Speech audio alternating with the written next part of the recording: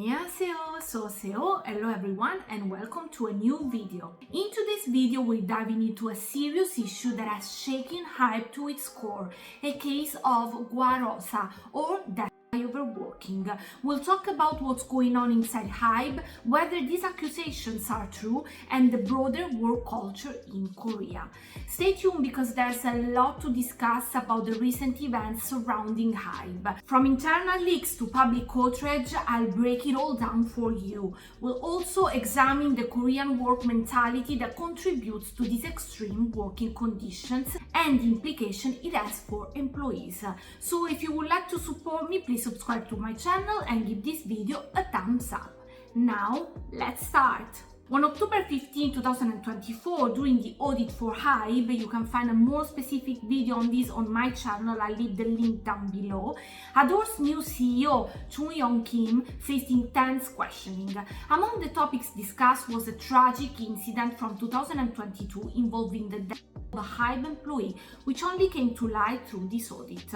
An official brought up the case, stating they had received a tip-off about an employee who fainted at work and later died in the hospital. The question was direct. Was it true that this happened? Chung Kim confirmed the incident, stating that in September 2022, an employee went to the break room around 5 p.m. to rest, but unfortunately passed out. The employee was taken to the hospital, but sadly passed away a few days later. Kim claimed the death was due to the employee's personal illness and not related to work. The official wasn't convinced, pointing out that HYBE failed to report the death as required by law in cases of workplace accidents. They suspected that the company was trying to cover up the death, arguing that the intense workload during HYBE's expansion period could have contributed to the employee's death. They emphasized that there were multiple instances of overwork among the staff, raising concerns about HYBE's work environment. Chung Kim denied any attempt to conceal the death, mentioning that no autopsy was conducted as per the decision of the employee's parents. However, the official countered, suggesting that this lack of transparency is how cover-ups can happen. The audit ended with the official requesting detailed documents for further investigation. This incident has raised serious questions about the work conditions at HYBE and the handling of such tragic events. HYBE, in fact, has faced numerous complaints from employees about their working conditions. Let's start from the beginning. In the early days, employees reported extremely long working hours and a lack of proper rest. Trainees and staff alike were pushed to their limits, often working late into the night to meet the demands of the rapidly growing company. As HYBE continued to expand, the workload only increased. Employees frequently complained about burnout and exhaustion. The intense pressure to produce high-quality content and manage multiple artists took a toll on everyone's mental and physical health. Former employees have shared their experiences, citing unrealistic deadlines and a lack of support from management. Many felt that their well-being was not prioritized, leading to severe burnout and high turnover rates. In recent years, HYBE has made efforts to improve the working environment. They introduced policies like unlimited paid leave and flexible working hours to help employees manage their workload better. However, the effectiveness of these changes is still up for debate. But on November 8, 2024, Bisan Cook released an interview with a HYBE insider who provided more details about the work environment at the time. This insider, a long-time employee, shared their perspective on the intense workload and the possibility of Gwarosa. But what do they mean by Gwarosa exactly? Gwarosa, or death from overwork, as I said before, is a term that has become all too familiar in South Korea, unfortunately. It's a tragic phenomenon where employees die due to the intense pressure and excessive working hours demanded by their job. In South Korea's highly competitive work environment, long hours and high stress are common. Many employees work well beyond the standard 40-hour work week, often sacrificing their health and well-being to meet the relentless demands of their companies. The origin of Gwarosa dates back to the rapid industrialization period in South Korea. As the country transformed into an economic powerhouse, the culture of overwork became deeply ingrained. Today, South Korea has one of the highest rates of working hours among OECD countries, and the consequences can be devastating. Gwarosa can affect anyone from office workers to factory employees. There have been numerous cases where individuals collapse at their desks or on their way home from work, often due to heart attacks, strokes, or other stress-related illnesses. The pressure to perform and the fear of job insecurity drive many employees to push themselves to their limits. Unfortunately, this can lead to fatal consequences. Companies and society as a whole need to recognize the importance of work-life balance and mental health. In response to growing concerns about Gwarosa, the South Korean government has implemented measures to address the issue. Policies such as the 52 hours work week and mandatory rest periods aim to reduce the risk of overwork-related. Some companies have also introduced wellness programs and flexible working hours to support their employees' well-being. While progress is being made, actually, there is still a long way to go to eradicate Gwarosa completely. By raising awareness and promoting healthier work practices, we can help create a future where no one has to sacrifice their life for their job. Now let's go back to the interview. During the interview, the insider confirmed that there were rumors about the incident and that they had heard it was a case of Gwarosa. They mentioned that the workload was incredibly intense, especially during the peak of the COVID-19 pandemic, and that employees were often exhausted. He said, there were rumors going around the company. I didn't personally know the employee who passed away. But another story, the first time I heard about them was when I saw a company-wide notice about their passing. It caught my attention because it was a notice about someone's. There were talks like it was a Gwarosa and it happened in the break room and so on. I believe there was an article about it too, although it was later removed. After hearing the talk, I remember thinking that's certainly possible.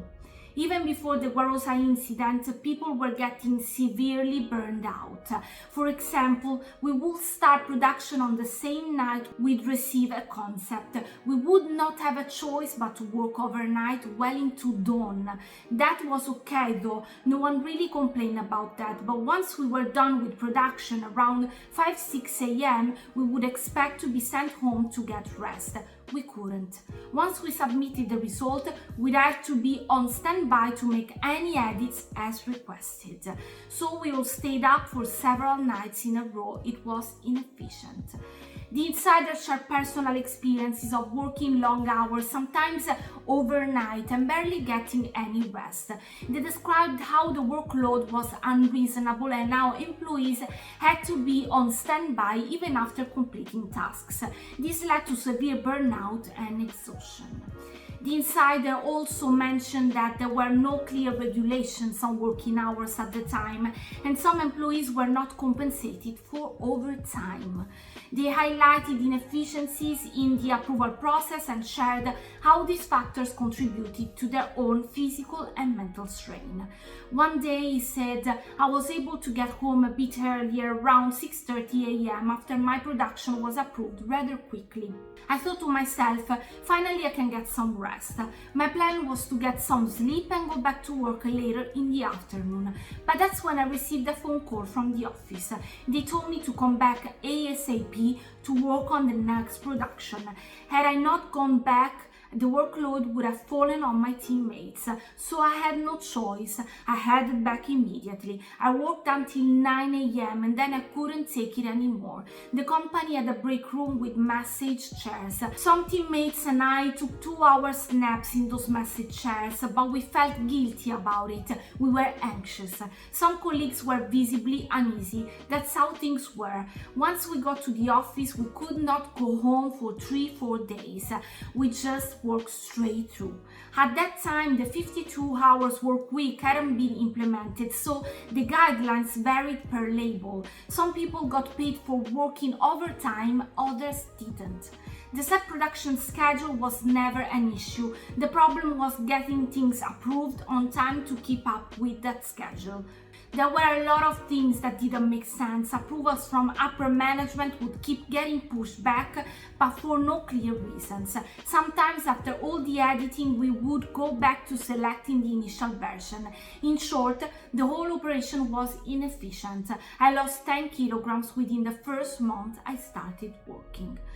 Since then, some changes have been made. The insider noted that the system is somewhat different now, though it remains unclear if Chairman Bang Shi-hyuk was aware of the situation at the time.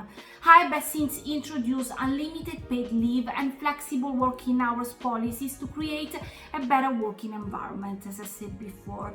The system is somewhat different now, he said. I'm not sure if Bang Shi-hyuk was aware of the situation at the time, but one thing is clear. There is definitely a difference between the labels that he personally oversees versus those that he doesn't. HYBE stated that they are using all available measures to comply with current label laws. However, the incident has left a lasting impact on the company and the industry. Koreans continue to call for the revocation of HYBE's top enterprise status. Gwarosa is a serious issue that has been haunting the entertainment industry. The entertainment industry is known worldwide for its high-pressure environment, long hours and intense demands. Unfortunately, this has led to tragic cases of Gwarosa among artists, staff and crew members in Korea.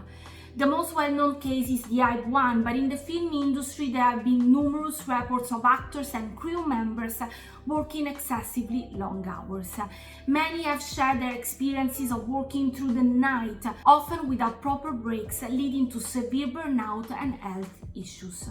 Some have even collapsed on set due to exhaustion. The television industry is no exception. Long production schedules and tight deadlines often force employees to work non-stop.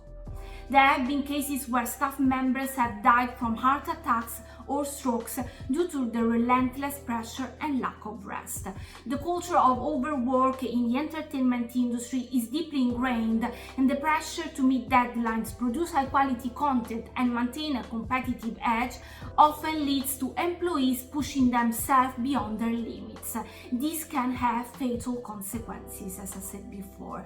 In response to these tragic incidents, some companies have introduced measures to improve working conditions. But unfortunately, it looks like HYBE is facing issues not only related to its employees, but also concerning its labels. On November 6, 2024, in fact, a Korean news outlet reported that HYBE has been charging tuition fees from its labels, excluding Big Hit Music, the home of BTS. This suspicious flow of funds has led many Koreans to believe that these transactions resemble racketeering. According to the site, in 2023 alone, HYBE collected a whopping 15.7 billion Korean won, or about $11.4 million from Adore, the label behind New Jeans. These fees were supposedly for music distribution and other services, but were seen as tuition fees for artist development. Interestingly, Adore's intercompany revenue was only 3.10 billion Korean won, or about $2.24 billion, making the tuition fee appear disproportionately high. Other labels were also billed hefty amounts of tuition. Source Music paid 11 billion Korean won, or about $7.95 million, while Belief Lab paid 14.4 billion Korean won, or about $10.4 million. Their intercompany revenues were 3.50 billion Korean won and 9.30 billion Korean won respectively, which are relatively small fractions compared to the fees paid. Interestingly, Big Hit Music did not have to pay these tuition fees. An insider commented that this exemption was due to BTS's unparalleled success, including dominating the Billboard charts. HYBE, it seems, spends more on BTS and integrates them extensively into its business operations. He said, HYBE recognizes revenue from providing various services such as album production and sales to its labels. They also compensate when using artists from those labels in their ongoing businesses. Given that BTS has achieved extraordinary results, the fee has been waived for Big Hit Music, said the insider. This report has stirred public outrage, with many interpreting it as HYBE extorting money from its label's artists while giving preferential treatment to Big Hit Music.